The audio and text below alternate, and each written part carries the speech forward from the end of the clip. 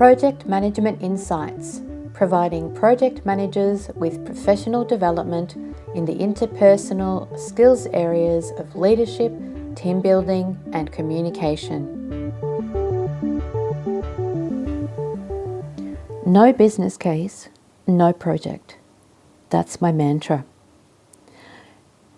So I want to ask you, would you step in to do a job if you didn't understand why you were doing the job, what the expected outcome is, and how much money you had to spend? You wouldn't do it in your normal day-to-day life. So why do it in the business that you're working for? Every project, no matter how small, needs a business case.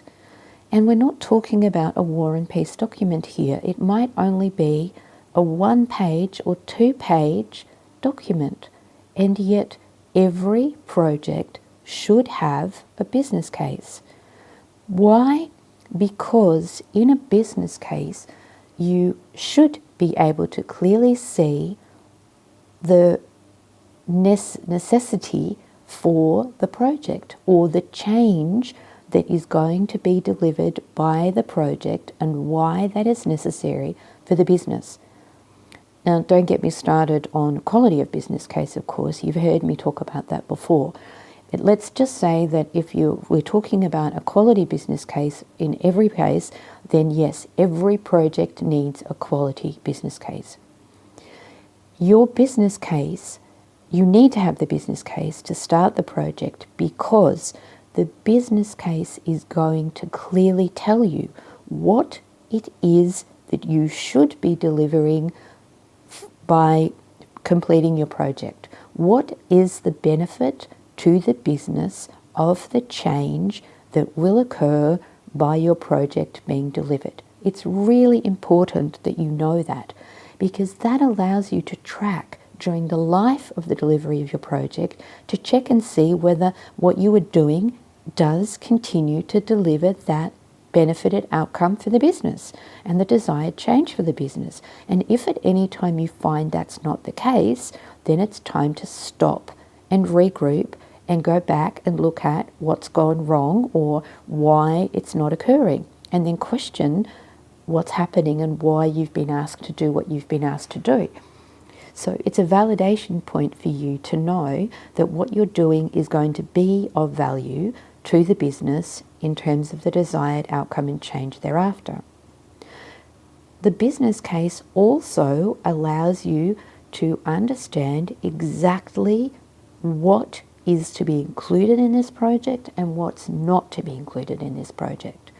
And so when you get asked to do things that don't fit within the scope or the boundaries of the project, then you can say, no, that's not within the scope of the project. That will have to be phase 2, or that will have to be a separate project, or that will have to be undertaken. Well, okay, let's look at it. Can we undertake it now without impacting on budget and the benefits for the project? Might it increase the benefits whilst not changing the budget? Those sorts of things can be negotiated and looked at, and it allows you a starting point to be able to say, is this task, requirement, shift, movement in what I'm being asked to do for delivery of the project valid or not valid against the desired outcome for the business?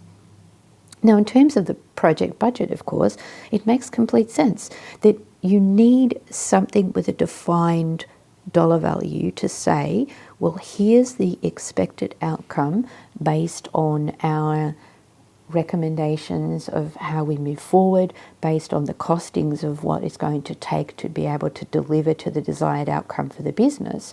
And so again, if you've got nothing to benchmark what you're doing against, to track against, then it's of no value to you.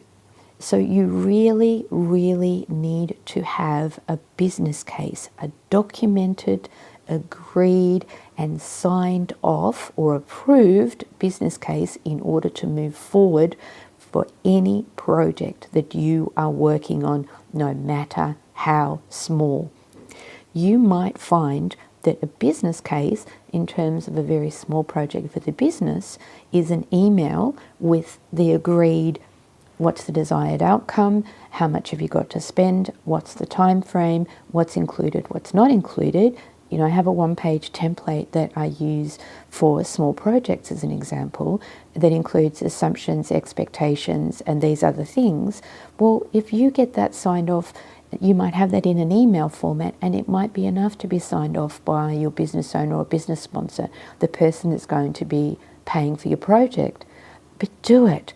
Get that agreement in writing. Have it detailed as to exactly what the understanding is about what this project looks like for the business and the desired expectation of outcome that you will deliver.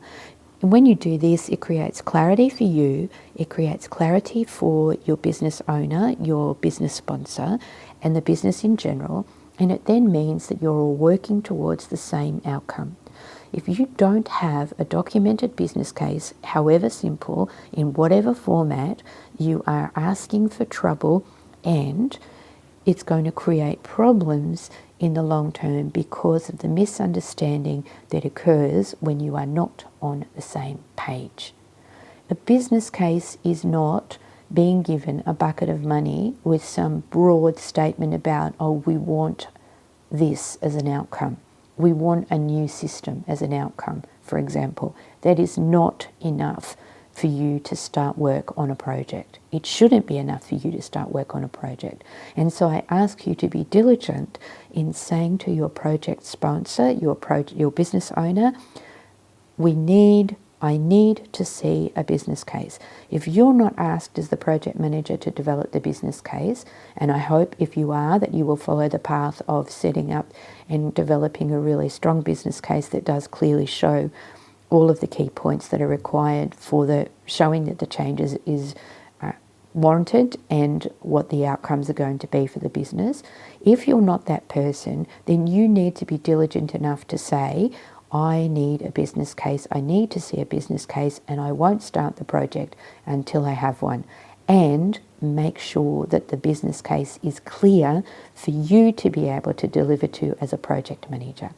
If the business case that you are given, for example, if you're brought in as a contracted project manager to deliver the project, and you're given a business case and that business case is not clear enough for you to work with, go back and have the business case updated.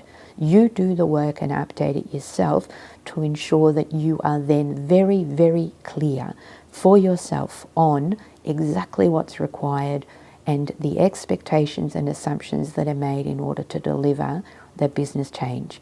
You are going to be glad for yourself that you did. It will make your whole life easier in terms of delivering the project. I cannot stress this enough. Make sure you have a quality business case before you start any project. Any project, no matter how small, have a documented business case, and you will not fail. You will succeed every time. It's one of the key downfalls and the key problems that occur that create failure in terms of delivery of project. Till next time. Thank you for listening to this Project Management Insights podcast. Be sure to visit projectmanagementinsight.com and sign up for our monthly newsletter or to receive updates on upcoming training.